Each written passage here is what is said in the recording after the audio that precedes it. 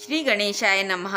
श्रीमद् भागवत गीता के 6ठे अध्याय का महात्म्य। श्री भगवान जी बोले, हे लक्ष्मी जी, 6ठे अध्याय का महात्म्य सुनो। गोदावरी नदी के तट पर एक नगर था। वहाँ एक जनश्रुति राजा बड़ा धर्मज्ञ था। एक दिन नगर में हंस उड़ते उड़ते आ निकले। उनमें से एक हंस बैठते ही उतावला हो उड़ गया। तब नगर में पंडितों ने कहा, हे हंस, तू ऐसा उतावला क्यों उड़ा है? क्या तू राजा जनश्रुति से भी पहले ही स्वर्ग को जाना चाहता है? तब उन पक्षियों में जो सरदार था उसने कहा, इस राजा से भी बढ़कर एक रैयक मुनि श्रेष्ठ है। वह वैकुंठ का अधिकारी होगा। वैकुंठ लोग स्वर्ग से भी ऊंचा है। जब यह वार्ता राजा ने सुनी, तब राजा ने मन में विचार किया कि मेरे से उसका पुण्य बड़ा होगा जिसकी यह हंस स्तुति करते हैं। यह विचार करके राजा ने कहा कि चलकर उसके दर्शन करने चाहिए। राजा ने सारथी से रथ मंगवाकर उस पर बैठ प्रथम बनारस श्री काशी जी में जाकर गंगा स्नान कर ब्राह्मणों को दान दिया और शिवजी महाराज के दर्शन किए। फिर लोगों से पूछा, यहाँ कोई रैयक मुनि रहते हैं? लोगों ने कहा, नहीं।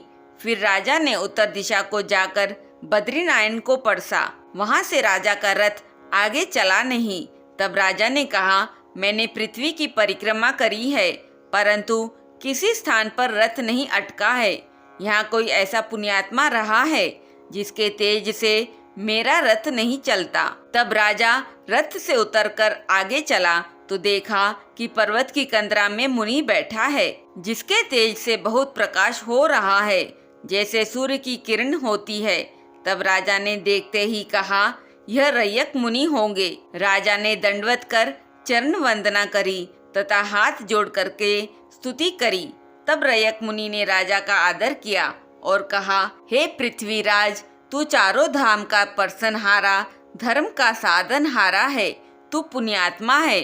तब राजा ने मुनि से कहा कि आपका तेज ऐसा किसके बल से है? तब मुनि ने कहा, हे राजन, मैं नित्य प्रति गीता जी के 6ठे अध्याय का पाठ करता हूँ। इस कंदरा में उसी का प्रकाश है। यह सुनकर राजा ने अपने पुत्र को बुलाकर कहा, हे पुत्र, आज से तू राज्य कर। अब मैं तीर्थों को जाता हूँ।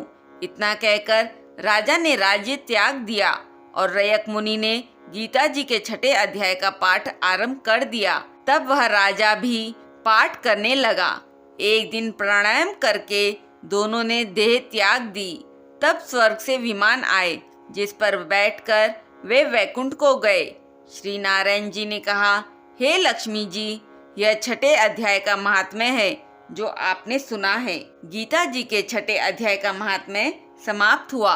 ओम नमो भगवते वासुदेवाय। बोलिए श्री हरि लक्ष्मी जी की जय। बोलिए श्री विष्णु भगवान की जय।